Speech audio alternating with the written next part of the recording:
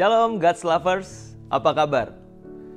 Berjumpa lagi dengan saya Randy Chandra Dinata di dalam program Words from Heaven. Dan kita sudah ada di Real Love part yang keempat. Kita masih membahas ciri-ciri kasih saudara yang diajarkan oleh Rasul Paulus di dalam surat Korintus. Nah kali ini kita akan belajar dari ayat yang ke-6 dan juga yang ke-7. Saya bacakan ayat yang ke-6. Kasih tidak bersukacita karena ketidakadilan, tetapi ia bersukacita karena kebenaran.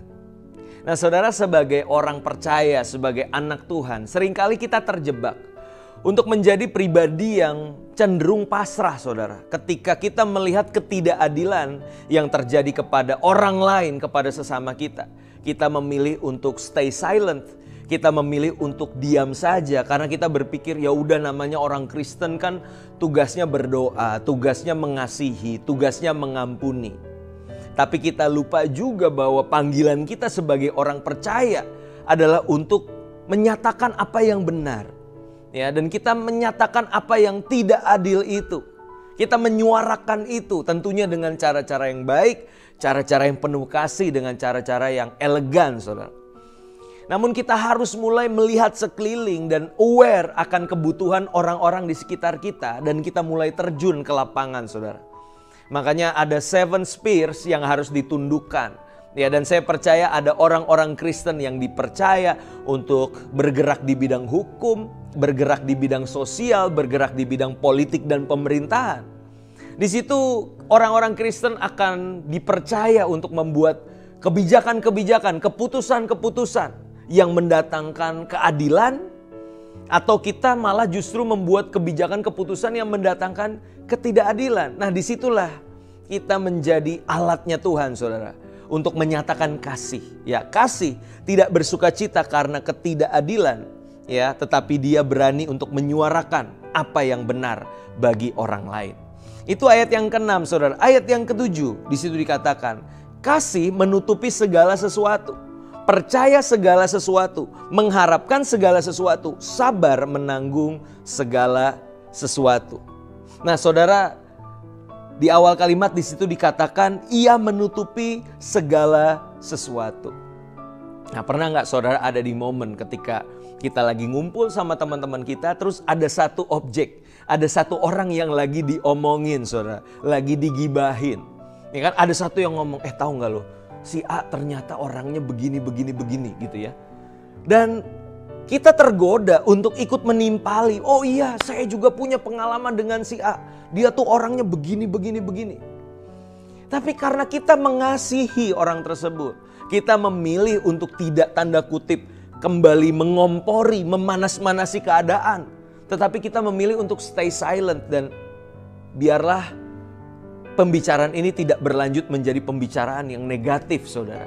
Ya, kita tidak terbiasa untuk bergibah. Karena apa? Karena kita menutupi aib orang lain. Nah, ini bicara tentang kasih, saudara. Menutupi segala sesuatu. Dalam hal ini adalah aib orang lain. Berikutnya dikatakan bahwa kasih percaya segala sesuatu, mengharapkan segala sesuatu, sabar menanggung segala sesuatu.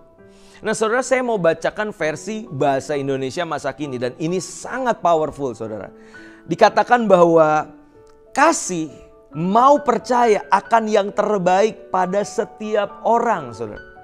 Kasih mau percaya yang terbaik pada setiap orang. Saudara, saya beberapa kali menangani orang yang ada dalam sebuah konflik di dalam pernikahan. Dan bagi saya, masalah terbesar itu bukan karena masalah yang tidak bisa diselesaikan. Tapi ketika ada salah satu pihak yang mulai berkata bahwa saya sudah capek. Saya sudah menyerah dengan hubungan ini. Pasangan saya memang tidak bisa berubah. Nah, ketika kita memutuskan untuk menyerah dengan keadaan, di situ justru pernikahan kita ada di ujung tanduk, saudara. Namun kita belajar bagaimana kasih di sini dikatakan adalah kita mau percaya akan yang terbaik pada setiap orang.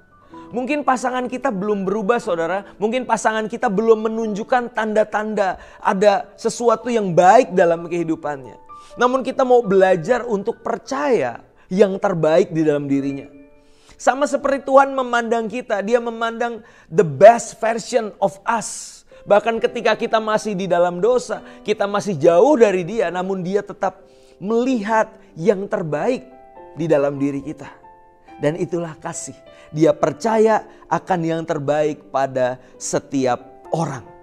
Lalu di situ dikatakan selanjutnya, dalam keadaan yang bagaimanapun juga, orang yang mengasihi itu tidak pernah hilang harapannya.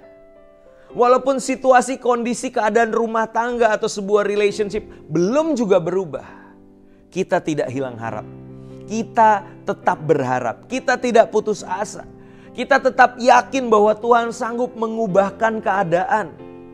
Kita berharap sepenuhnya ke dalam tangan Tuhan kita serahkan relationship kita. Dan disitulah selama orang masih berharap, di situ ada kesempatan untuk sebuah hubungan dipulihkan, saudara. Jangan berhenti berharap, jangan berhenti untuk percaya kepada Tuhan. Lalu berikutnya dikatakan, kasih itu sabar menunggu segala sesuatu. Nah, ini menarik. Kalau di terjemahan baru dikatakan kasih itu sabar menanggung segala sesuatu. BMK-nya bilang kasih itu sabar menunggu segala sesuatu. Saudara, seringkali kita kasih deadline pada diri orang lain. Coba ya, 3 bulan lo gak berubah, gue akan tinggalin lo. Ya, kalau lo gak berubah, gue akan pergi dari hidup lo. Itu ada ancaman, ada intimidasi, saudara. Padahal kasih itu sabar menunggu segala sesuatu. Bukan deadline-nya kita, bukan agendanya kita, tapi agendanya Tuhan, timeline-nya Tuhan, saudara. Apa bagian kita? Bagian kita mengasihi, bagian kita mendoakan, bagian kita tetap menabur kasih sekalipun orangnya belum berubah. Bagian Tuhan mengubahkan hidup. Bagian Roh Kudus menjamah hati orang lain. Seringkali kita capek mengasihi. Kenapa? Karena kita merasa diri adalah orang yang bisa mengubah orang lain. Hari ini saya mau ingatkan setiap kita bukan Mesias. Kita bukan juru selamat atas pasangan hidup kita. Tugas kita adalah mengasihi, mengasihi, dan mengasihi.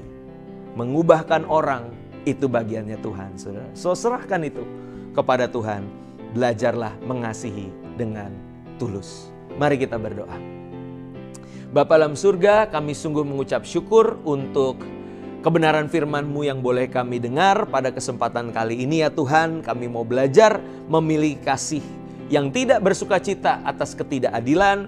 Kami mau memiliki kasih yang sabar untuk menanggung segala sesuatu, kasih yang percaya segala sesuatu, kasih yang berharap akan segala sesuatu. Dan kami belajar untuk menutupi kesalahan orang lain. Kami percaya Roh Kudus yang akan memampukan kami untuk menghidupi nilai-nilai dari kasih-Mu. Di dalam nama Tuhan Yesus kami telah berdoa dan kami mengucap syukur. Amin. Bagi God's Lover sekalian yang diberkati lewat renungan kali ini, saudara bisa membagikan link YouTube yang ada kepada saudara, kerabat, dan teman-teman sekalian. Sampai jumpa di Words from Heaven berikutnya. Terima kasih. Tuhan Yesus memberkati.